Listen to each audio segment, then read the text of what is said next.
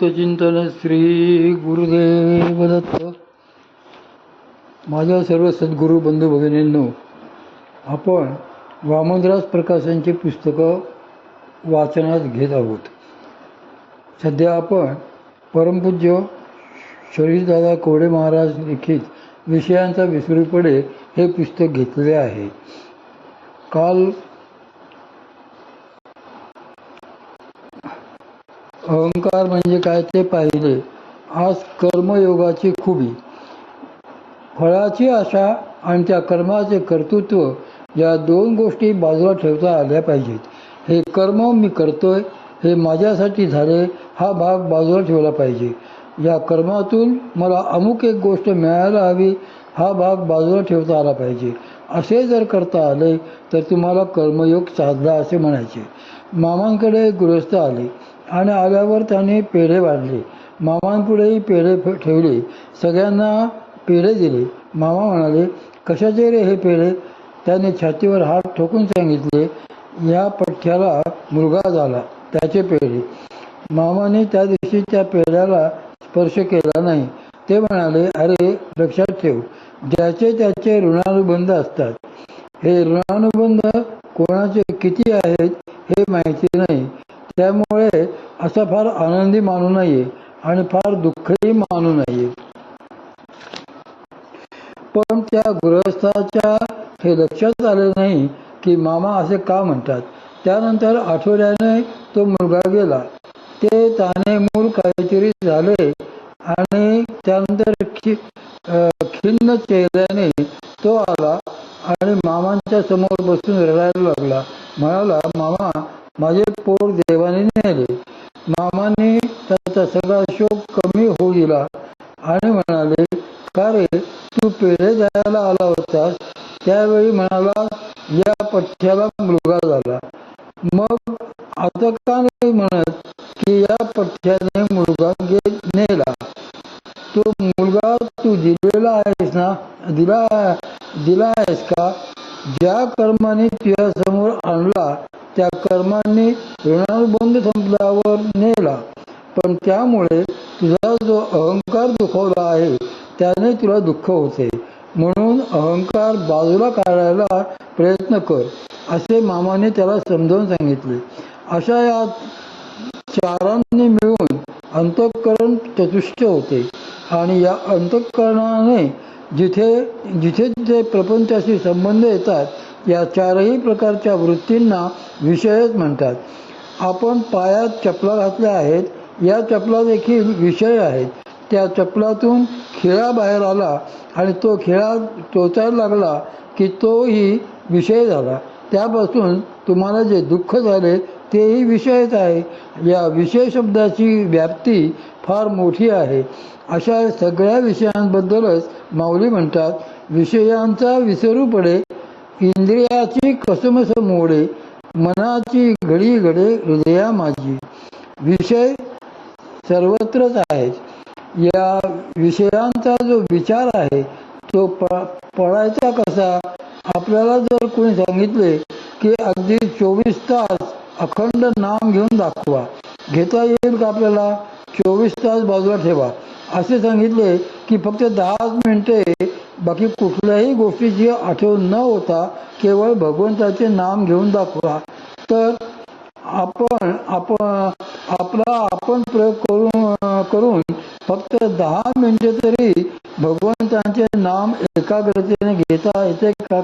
पहा, या 10 मिनिटांमध्ये कुठल्या कोपऱ्यातून तुमचे मन फिरून येईल हे सांगता येत नाही.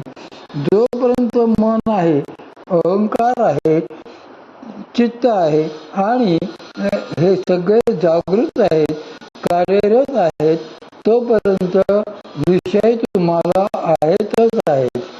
बरे, ही आपल्या जागृतावस्थेतील गोष्ट सांगितली. स्वप्नामध्ये विषय नाही आहेत का?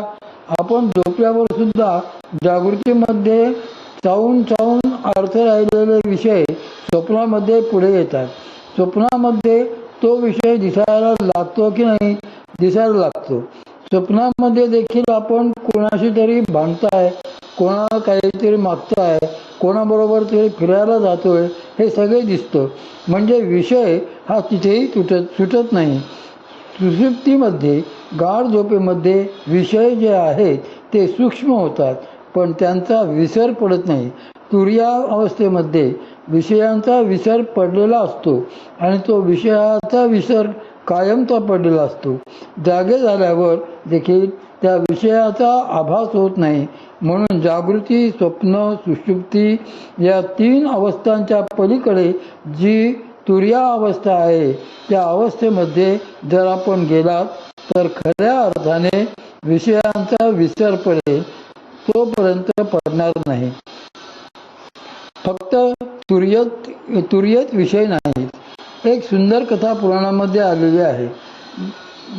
बकदाल्म्य नावाचे एक ऋषी होते. या ऋषींची कीर्ती खूप ऐकली म्हणून वैदेही नगरीचे महाराज जनक हे त्या ऋषींना भेटायला गेले. ते फार थोर महात्मे आहेत म्हणून त्यांच्या दर्शनाला गेले. महाराजांना असे सांगण्यात आले होते की अमुक अरण्यात जा, त्या अरण्यात अमुक ठिकाणी त्यांचा आश्रम आहे. बकदाल्प्य ऋषींचा आश्रम शोधत हे त्या अरण्यामध्ये आले आणि नंतर ज्या ठिकाणी आश्रम आहे म्हणून सांगितले तिथे जाऊन बघतात तर कसला आश्रम आणि काय. आजूबाजूला घनदाट वृक्ष होते आणि एका वृक्षाच्या छायेखाली ते ऋषी ध्यान लावून बसले होते. कुठेही आजूबाजूला झोपडी नव्हती, काही इमारत नव्हती, काहीही नव्हते. शिष्य परिवार देखील आजूबाजूला कोणी नव्हता. ऋषी एकटेच होते तिथे. जनक महाराज जवळ गेले, त्यांना वंदन करून बसून राहिले. ऋषी भानावर आल्यावर याने त्यांना विचारले, मुने, आपल्या दर्शनासाठी, आपला आश्रम बघण्यासाठी मी आलो आहे. आपले दर्शन झाले, पण आपला आश्रम परिवार वगैरे कुठे आहे? ऋषी शांत बसलेले होते. ते फक्त हसले. त्यांनी आपल्या जटेवरील पडलेले एक वाळके पान काढून दाखवले आणि म्हणाले, हे एवढे पान हीच माझी कुटी आहे. ही मला छाया देते. हा माझा आश्रम आहे. इथेच मी बसतो आहे. पहा, इथे विषय जो आहे त्याची व्याप्ती भरपूर असून देखील जर एखादा तुर्या अवस्थेत जात असेल, या 3ही अवस्थांपलीकडे जात असेल, तर त्याला त्या विषयांची बाधा नाही. विषयापासून एखादा किती दूर जाऊ शकतो याचे हे एक उदाहरण आहे. यांना मला काही पाहिजे याची जाणीव नाही. आजूबाजूचे मला काही हवे अशी इच्छा नाही. या सगळ्यांच्या पलीकडे ते आहेत. शास्त्रांचा असा नियम आहे की आपले हे जे स्थूल शरीर आहे ते 3 प्रकारच्या गुणांनी किंवा 3 प्रकारच्या दोषांनी तयार झालेले आहे. याला आयुर्वेदामध्ये त्रिदोष असे म्हणतात.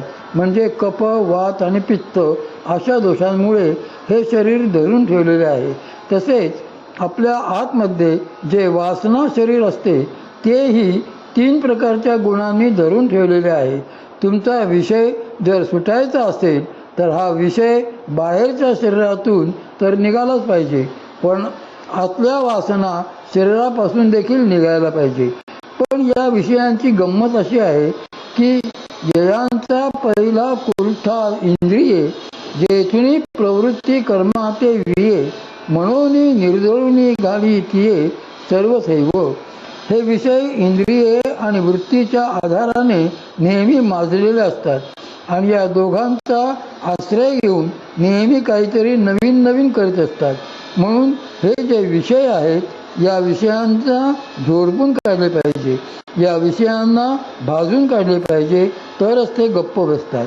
विषयांचे निर्दालन यावर माऊलींनी सुंदर सांगितले आहे.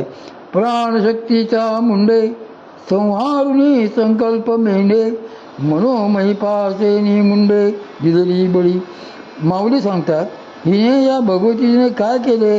जो रेडा महिष होता या महिषाचे मर्दन केले, त्याचे मुंडके उडवले. तेव्हा त्याच्या आत जो असुर होता तो शरण आला. त्या शरण आलेल्या असुराचे तिने निर्धारण केले, त्याला पायाखाली तुडवले. या भगवतीनेच या मनामध्ये, या वृत्तीमध्ये जे जे काही विषय आहेत त्या विषयांचे निर्धारण करायचे असते. त्या विषयांचे निर्धारण केले की ते मन वृत्ती शरण येते. त्यांना भगवती आपल्या पायाखाली येते तेव्हा ती विषयांच्या वृत्तीला काकोटीलाच मारते. तेव्हा खऱ्या अर्थाने विषयांचा विसर पडला असे म्हणता येईल. तोपर्यंत विषयांचा विसर पडला असे म्हणता येत नाही. हा विषयांचा विसर पडणे यालाच कृपायोगाचे खरे लक्षण असे आपण म्हणतो. चतुर्विध क्रिया. आपण जेव्हा साधनेमध्ये बसतो तेव्हा साधनेमध्ये विविध क्रिया व्हायला लागतात. या क्रियांचे वर्गीकरण केले आहे 4 प्रकारे. मन आणि चित्ताच्या क्रिया होतात हा पहिला प्रकार.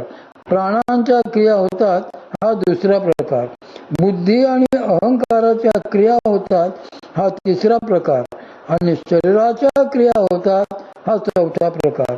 यातील मन आणि चित्ताची जी क्रिया आहे ही कशी होते तेच माऊलींनी या ओळीत सांगितले आहे.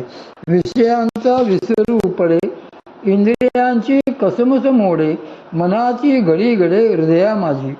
मनाला भगवती धरायला लागते तेव्हा काय होते याचे वर्णन त्यांनी केले आहे.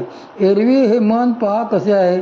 माऊलींनी त्यासाठी सुंदर दृष्टांत दिला आहे. नीलिमांबरी का मृगतृष्णा लहरी, वायाची परारी वायो झाले.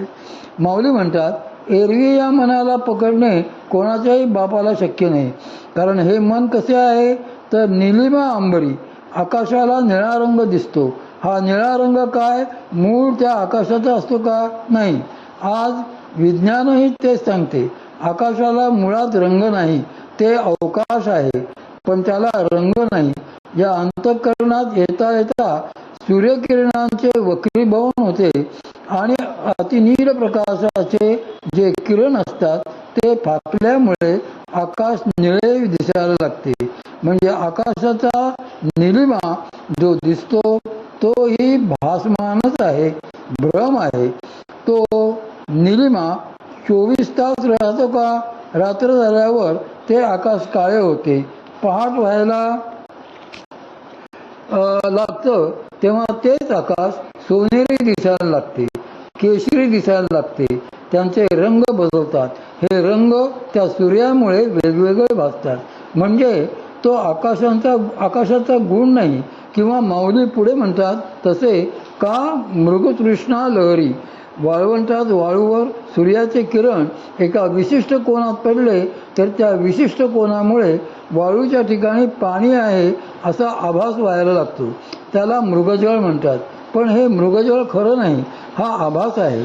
तसेच या परब्रह्माच्या ठिकाणी ज्याच्यामुळे प्रपंचाचा आभास होतो त्याला मन असे म्हटले आहे. आपल्याला पुष्कळांना असा प्रश्न पडतो आणि ठिकठिकाणी साधक असा प्रश्न विचारतात सुद्धा की साधनेला बसल्यानंतर मनाचा एकदम लय का होऊ जात नाही? लक्षात ठेवा, हे मन आहे म्हणून तुम्ही प्रपंचामध्ये आहात. प्रपंचामधून एकदम निघणे ही शरीराला एकदम न झेपणारी गोष्ट आहे. तुम्ही अशी कल्पना करा की तुमचे मन एकदम शून्य झाले आहे. एकदम पूर्ण मनाचा लय झाला तर काय होईल? तुम्ही वेड्यासारखे व्हाल, काही कळणार नाही.